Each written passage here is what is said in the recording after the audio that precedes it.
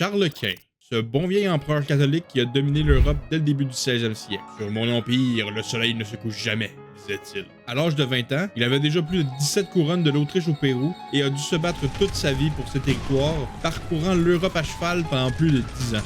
Il a dû faire face à 4 reprises à son ennemi juré, François Ier, le roi de France, et à plein d'autres menaces pour garder la stabilité et l'unification de son empire. Mesdames et messieurs, il est temps d'en découvrir un peu plus sur Charles Quint. Charles Quint est né à Gand en 1500 dans le comté de Flandre, dans le territoire actuel de la Belgique. Il y a vécu jusqu'à ses 17 ans. Il est le fils de Philippe le Beau et de Jeanne la Folle. Suite à la mort de son père en 1506, Charles devient directement duc de Bourgogne, des provinces des Pays-Bas, de la Franche-Comté et des possessions des Habsbourg, incluant l'archiduché d'Autriche. Sa mère règne des Espagnes, royaume d'Aragon et de Castille, sous la tutelle de son père Ferdinand d'Aragon, de 1504 à 1516, jusqu'à ce que Charles arrive pour la première fois de sa vie en Espagne à l'âge de 17 ans en 1517. Dû à ses problèmes psychiques, elle est tout de suite écartée du pouvoir et c'est comme ça qu'il récupère les couronnes d'Espagne, l'empire colonial espagnol et le royaume de Naples. Lorsqu'il arrive sur place, il ne connaît ni le territoire sur lequel il vient de débarquer, ni la langue parlée par ses habitants. En tant que nouveau roi du pays, il commet des erreurs aux yeux des Espagnols en plaçant ses proches aux postes les plus importants et les mieux rémunérés du royaume, et ça ne va pas aller pour le mieux tout de suite. En 1519, quand son grand-père, l'empereur Maximilien Ier d'Autriche et du Saint-Empire romain germanique meurt, un débat éclate pour savoir qui lui succédera.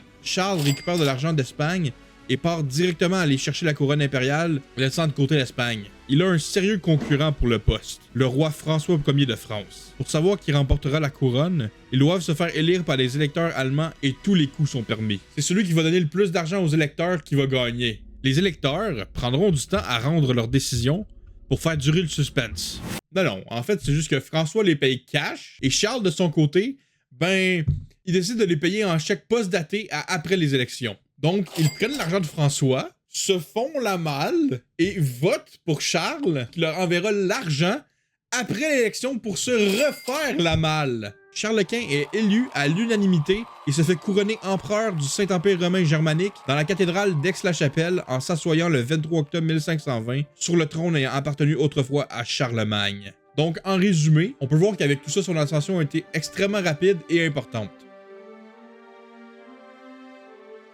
L'empire de Charles est vraiment immense. On se rappelle qu'il règne sur plus de 17 territoires de l'Autriche au Mexique et Pérou actuel. Mais il ne faut pas oublier une chose. Plus grand est le territoire, plus nombreux sont les problèmes. À commencer par la réforme du luthéranisme, un combat qu'il suivra toute sa vie au sein de son empire, qu'il tentera d'unifier sous la foi catholique. Les montées de luthéranisme, aussi appelé protestantisme, commenceront avec les 95 thèses de Martin Luther, qui ont pour demande une réforme de l'Église catholique en critiquant sa corruption et ses indulgences. Il les a affichés sur la porte de l'église de Wittenberg le 31 octobre 1517. Ensuite, le mouvement prendra de l'ampleur en Allemagne tout au long des années et divisera l'empire entre catholiques et protestants. Charles était prêt à tout face à l'hérésie. Il a même dit qu'il aurait dû tuer Luther pour éviter la propagation de son mouvement. J'aurais dû le tuer.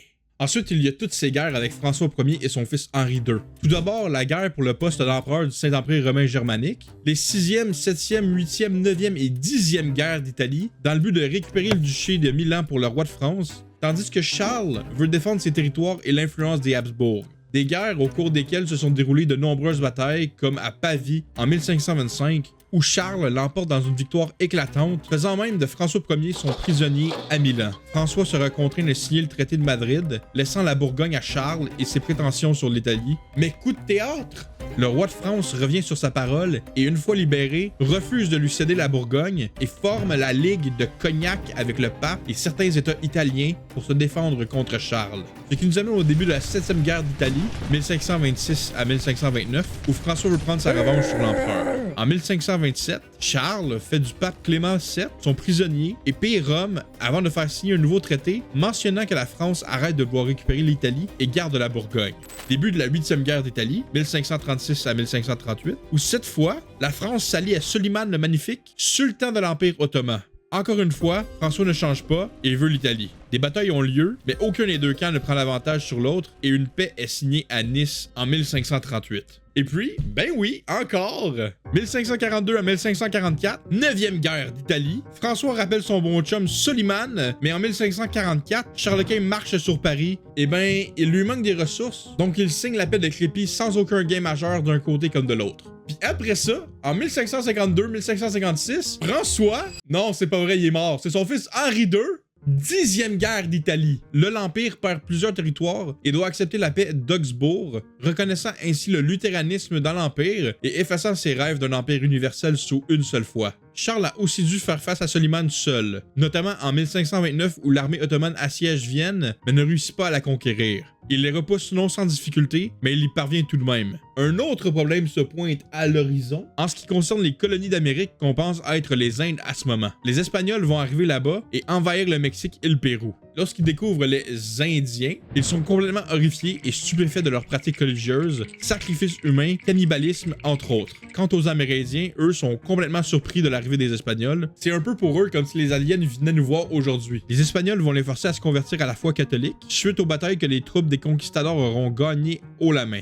Les victoires vont remplir les coffres de Charles de tonnes d'or et d'argent. Les Espagnols vont décimer les Indiens par les guerres, les maladies européennes qu'ils ont amenées avec eux. Les femmes vont cesser de faire des enfants pour qu'ils ne soient pas réduits à l'esclavage, tout ça réduisant leur nombre de façon considérable. On pense que plus de 80% de leur population a disparu dû aux Européens. Les Espagnols vont les maltraiter au point même où ils vont se demander s'ils ont une âme. Ce qui a mené à un des premiers débats sur les droits de l'homme en Espagne entre des juristes et des théologiens réunis par Charles Quint en présence d'un représentant du pape. Des frères religieux dont Las Casas prennent la défense des indigènes contre Sepulveda et son camp qui sont d'accord avec le traitement qu'ils ont fait subir aux indigènes. Selon Sepulveda, ils méritent leur sort et sont inférieurs à eux parce que leur péché et leur idolâtrie est une offense constante à Dieu. Ce à quoi Las Casas répondra avec des contre-arguments pendant plusieurs jours. Bien que le débat ait eu lieu, ça ne donnera pas grand-chose car Charles ne remettra pas en cause la présence des Espagnols en Amérique.